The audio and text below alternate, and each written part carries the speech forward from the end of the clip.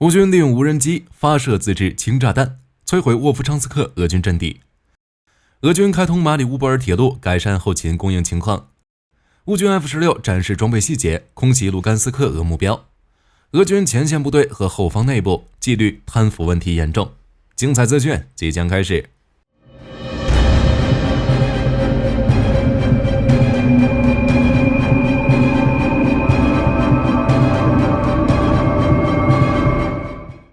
据8月5日乌克兰总参谋部发布的战报显示，截至当天22点，双方已发生108次战斗冲突，俄军进行了4次导弹袭击，发射43枚防空导弹，进行了36次空袭，以及进行了558次自杀式无人机袭击。8月5日，双方仍在哈尔科夫州北部进行阵地战。据战报显示，俄军白天在季西和沃夫昌斯克附近发动了4次袭击，但前线没有确认的变化。之所以如此，据了解，是因为在战斗中，乌军受制于没有大量航空炸弹，因此他们充分发挥自己的创造力，将回收的汽车氢燃料电池和塑料炸弹结合，制成简易版氢弹，并挂载到无人机上，破坏了沃夫昌斯克等地的俄军阵地。目前，在沃夫昌斯克作战的俄第153坦克团的部队已被迫进行了撤离，而俄第79摩托化步兵团和俄第155海军步兵旅的部队则试图在赫里伯克打配合，想稳固战线。据初步统计，自当天凌晨以来，俄军已经损失近90人，有6门火炮系统、1辆步兵战车、34架无人机，以及3套特种装备和1辆汽车被摧毁。此外，还有6门火炮系统、8辆装甲车以及3辆特种装备被损坏。此外，鉴于乌军的英勇表现，乌军总司令基尔斯基向在哈尔科夫前线表现出色的国民警卫旅的士兵颁发了国家荣誉勋章。总体来看，乌军在哈尔科夫战区已取得了绝对的优势。双方虽然在北部的上卡米扬斯克方向、克拉马托尔斯克方向均有所战斗，但占俄军的活跃地区仍在中部的加索夫亚尔红军村方向。加索夫亚尔方向在最初越过运河并建立桥头堡据点后，俄军已经被顽强的乌军推回运河东岸。目前乌军正在清除俄军残留下的灰色地带，而俄军则试图通过更南部的桥梁再次进行渡河作战，但到目前为止尚未成功。如在5日战斗中，俄军发起了11次战斗冲突，但结果是徒劳的。目前局势已得到控制。托列茨克方向，由于有了俄航空兵的支援，俄军加大了攻击力度，仅5日白天就发动了23起针对塞维尔涅、托列茨克以及纽约村附近乌军阵地的袭击。在托列茨克，目前双方正依托城市街道进行惨烈的巷战。有图像显示，乌军士兵在托列茨克正使用机械狗扫街，以揪出俄军士兵。据8月5日战报地图信息显示，俄军已经推进到德鲁日巴市中心的科斯莫纳夫蒂夫街。在基罗维社区，俄军则继续沿 T0516 公路西进，在南部的扎里茨内社区和纽约村，俄军第132摩托化步兵旅和第3摩托化步兵旅正试图绕过纽约村中部的本分工厂完成合围。争夺托列茨克的争夺该市的战斗即将开始。在红军村方向，俄军在步兵和空中增援方面具有相当大的优势。据 ISW 报道称，8月5日，俄军继续在向红军村持续推进，并几乎完成对 T0511 公路附近乌军阵地的战术包围。塔斯社8月5日援引 DNR 安全服务部门报告显示，俄军在热良涅附近包围了3个乌军旅级部队，甚至有俄方消息称，俄军突击小组已经突入热兰涅。目前该消息尚未得到乌方和 ISW 的证实，而可以确认的是，为了保护当地乌克兰居民的安全，乌克兰居民正从红军村和克拉马托尔斯克地区的13个定居点进行撤离。乌俄双方的战斗目前依旧集中在梅绍夫、谢尔西夫卡、潘杰列伊莫尼夫卡、诺沃赫蒂夫卡等一线地区。在5日战斗中，据乌克兰总参谋部称，乌军在上述地区共击退了俄军24次进攻和突击行动。据初步统计，俄军5日在该方向的伤亡人数超过150人，摧毁了2套火炮系统、3架无人机、2辆汽车以及3套特种装备。此外，还有2门高射炮、2辆装甲车和3个火炮系统被破坏。而俄军昨日损失的总人数据悉又是1100多人，不知道俄军这种以人头换土地的打法还能持续多久。值得注意的是，据马里乌波尔市长顾问安德留申科透露，俄罗斯近日开通了从罗斯托夫经格拉尼特内、马洛沃德内到马里乌波尔的铁路，这很可能会从根本上改善俄军目前偏弱的后勤供应，从而影响战场上的形势。尽管有乌军游击队可以进行破坏活动，但如何快速有效摧毁这条重要的铁路线以及其他俄军的供应线节点，对乌军来说依然是个大问题。当然，这条铁路线接下来应该会成为 F-16的重要打击目标。至于对俄本土的打击，乌军对俄境内以及俄战区的远程空袭已经常态化。对俄本土的打击主要集中在能源基础设施方面。8月5日，罗斯托夫地区的亚速工业区发生大火。据俄罗斯联邦紧急情况部称，火灾是从开阔地带的垃圾和轮胎开始的，但当地人声称是无人机袭击了炼油厂。与此同时，在另一个方向，乌军无人机被拍到大白天在比尔格罗德地区舍别基诺上空溜达，袭击目标未明。但不得不说，乌军无人机的随意进出已经证实俄本土防空如同筛子。一旦欧美允许乌克兰使用其武器袭击俄罗斯本土目标，将是对俄军事力量的毁灭性打击。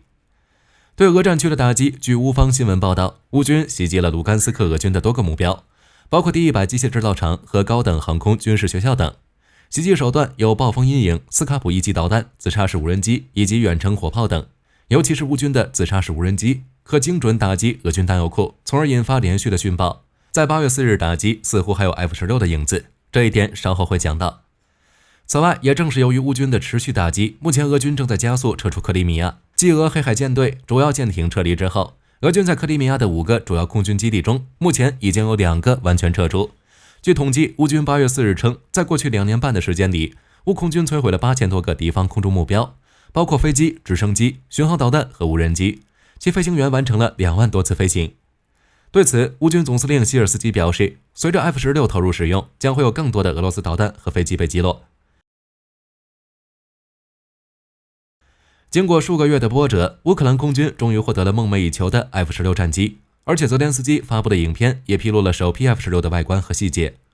首先，在外观上，乌军的 F-16暂时维持了盟军标准的灰色涂装，机身整体非常干净，除了基本的乌克兰军徽与国徽外，并无其他的图样及明显彩色标识。这与其他乌军机涂上苏系数字、迷彩有明显的不同。之后是否会有新涂装，还有待观察。乌军 F-16的机鼻雷达罩仍为深灰色，机尾的垂直尾翼下方并无向后突出的减速伞舱。若从近期同意援助战机与乌克兰的国家所属装备研判，推测乌克兰的这批 F-16战机应为来自丹麦的 F-16AM 型号及 E596 和 E599 机。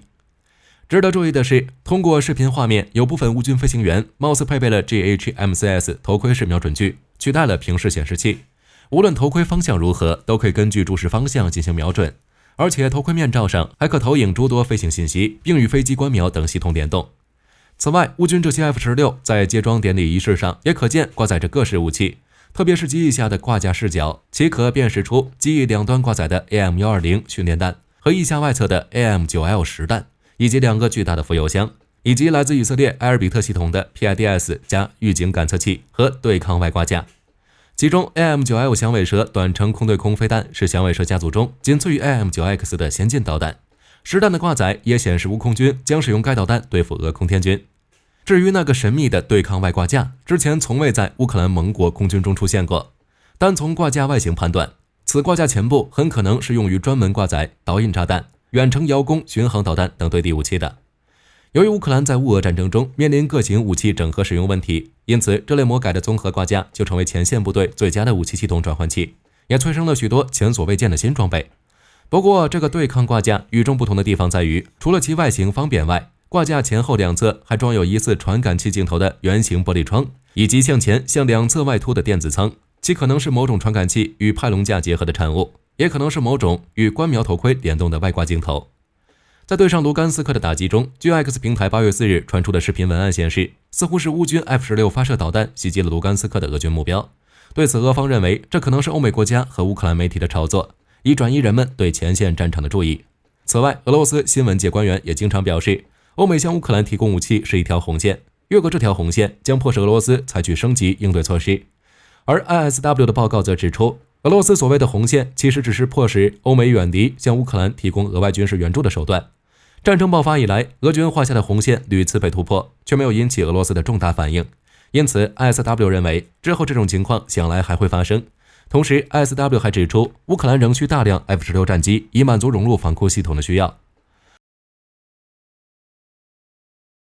在俄军持续对乌军保持全线高压进攻以及人海战术时，就注定俄军要付出更多的损失，而巨额的损失也导致俄军内部问题加剧。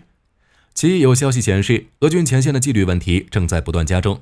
据悉，在2023年，俄军内部上报的纪律问题就高达8000件，是2022年的5倍之多，主要涉及擅离职守、逃兵以及拒绝服从命令。不过，俄罗斯军事法庭对这些纪律问题一般不会进行处罚，犯错的俄军士兵会被送回原部队，之后很可能会被迫从事危险更高的任务，增加在入侵乌克兰行动中阵亡失踪的风险。2023年底那段时期，乌军重点打击了扮演督战角色的车臣阿赫迈特特种部队，为前线俄军逃跑、反攻莫斯科打开了主要通道。其二，截至8月5日，俄罗斯当局以涉嫌大规模欺诈为由，拘留了俄罗斯国防部高官维亚切斯拉夫·艾迈哈多夫和俄罗斯国防部创新发展局副局长弗拉基米尔·谢斯特罗夫少将。据塔斯社援引俄罗斯执法部门报告称，俄罗斯执法部门怀疑艾哈迈多夫和谢斯特罗夫利用职务之便，在爱国者公园项目中贪污了超过4000万卢布。据悉，爱国者公园是绍伊古的个人项目，而最近被拘留的前俄罗斯国防部副部长铁木尔·伊万诺夫负责监督该公园的建设。对此，一位俄罗斯军事博主高度赞扬了艾哈迈多夫和谢斯特罗夫的被捕，并声称艾哈迈多夫和谢斯特罗夫是在绍伊古领导下控制俄罗斯国防部的旧团队的一部分，暗示他们的被捕表示绍伊古的影响力正在减弱。其实，自2024年4月以来，俄罗斯就以类似的腐败指控逮捕了好几名俄罗斯高级国防官员。这究竟是俄罗斯内部腐败问题，还是克里姆林宫卸磨杀驴、清理绍伊古的救卫队附属机构呢？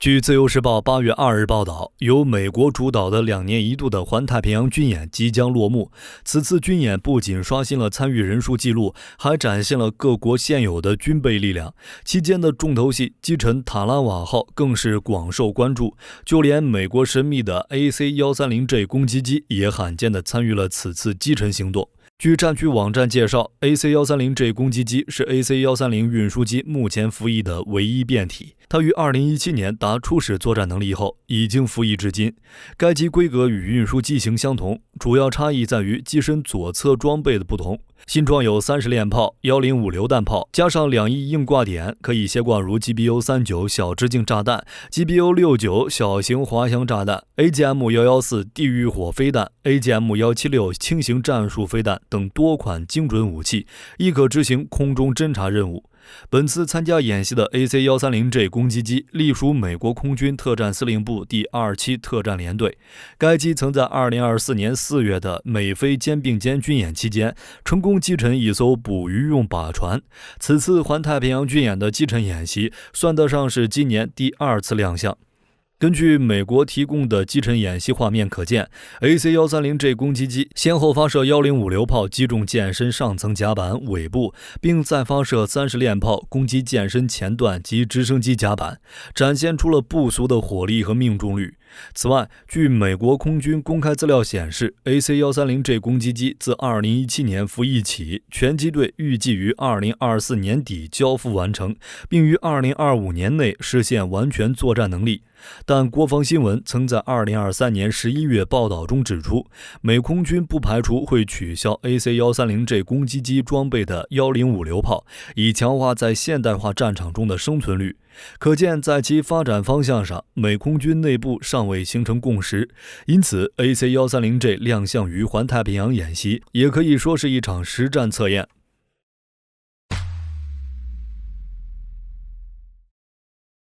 据自由时报8月1日报道，美国与斯洛伐克签署了新的采购协议。根据协议内容，美国已批准向斯洛伐克出售12架蝰蛇攻击直升机。美国国防安全合作局表示，此次采购协议是对于斯洛伐克将米格29战机转交给乌克兰的积极回馈。除了12架 AH-1Z 外，还包括2具备用 T700 涡轮轴发动机、1680套 WGU-59B 套件、2套备用 GPS-INS，另有火箭弹、机炮训练弹、敌我识别及雷达预警系统等次要装备，总金额价值6亿美元。值得一提的是，在7月22日，斯洛伐克已经接装了2架最新型号的 F-16 Block 70，如今又再获准购 AH-1Z 直升机，其空军实力有望进一步加强。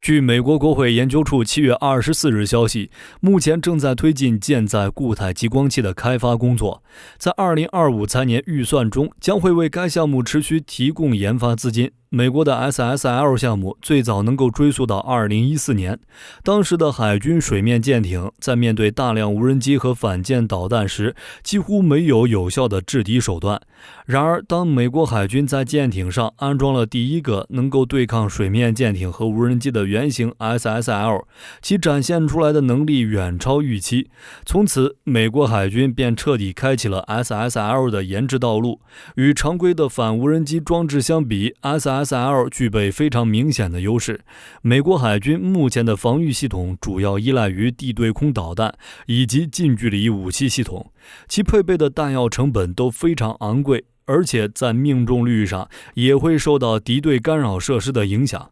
SSL 则完美地避开了这些问题。首先，它的成本极其低廉，因其运行核心是电力系统，所以根本无需弹药，只要传播的电气系统能够正常运行，就能够实现重复使用。根据每次射击时长的不同，其成本也有所波动，仅在1到10美元不等。其次，它的发射速度极快，敌对目标很难在短时间内做出反制措施，因此它的命中率极高。不过 SSL 的缺点也很明显，它受限于大雾、大雪、大雨等恶劣天气，无法实现全天候作战，而且激光发射属于精密光学系统，其精准度容易受大气影响。近些年来，美国海军为了克服这些缺点，不断开发出具有增强能力的新型 SSL， 其最终目的也不再是仅仅局限于对抗水面舰艇和无人机，还将实现能够对抗反舰巡航导弹。目前海军正在开发的 SSL 项目包括固态激光技术成熟工作、海军版光学耀眼拦截器、水面海军激光武器系统、高能激光反 ASCM 计划。美国海军准备对这些项目增加资金投入，目标是在未来5到10年内积极研制并部署更加先进的新型 SSL。据美国防务新闻7月30日报道，美国空军已经选定了5家公司为无人僚机研发最新型的自主系统。该系统将会作为美国空军未来协同作战飞机的大脑。出于保密性考虑，美国空军并没有公布这5家公司的名字。在此期间， CCA 计划仍在紧锣密鼓地进行中。据战区网站介绍，最初有5家公司参与了 CCA 第1阶段计划，分别是波音、通用原子、洛克希德马丁、诺斯罗普格鲁曼和安杜里尔。另外还有数十家公司正在通过开发自主技术，包括传感器以及其他任务系统的指挥和控制能力，以此来支持该计划。今年4月，美国空军开始着手进行 CCA 计划的第2阶段，选定了安杜里尔与通用原子2公司进行该阶段的设计与试量产工作。目前，这2家公司正在按计划进行生产代表性测试飞机的开发，并将与刚刚选定的5家自主系统供应商密切合作，确保硬件和软件系统的良好整合。按照美国空军的设想， CCA 计划将会在2026年实现量产，到2030年代至少要装备1000架 CCA， 届时将会实现 CCA 与有人战机的密切合作，特别是隐形的5代机和6代机。而且美国空军已经与美国海军以及海军陆战队在 CCA 计划和相关技术的各个方面达成了积极合作，包括在未来行动中各军种之间可以无缝交换无人机控制权等等。据印度经济时报7月30日报道，泰雷兹集团与印度加鲁达航空签署了一份新的合作计划。根据协议内容，泰雷兹集团将提供无人机交通管理解决方案以及无人机检测系统集成领域的专业知识，而印度加鲁达航空则将与之共享在无人机制造和使用方面的技能，以及在印度市场的专业知识。此次新合作有望促进印度无人机领域的发展和创新，进一步强化其国防力量。好了，本期节目到这里就结束了。大家还知道哪些乌军动手制造的武器？欢迎在评论区留言讨论。我是火力军，下期再见。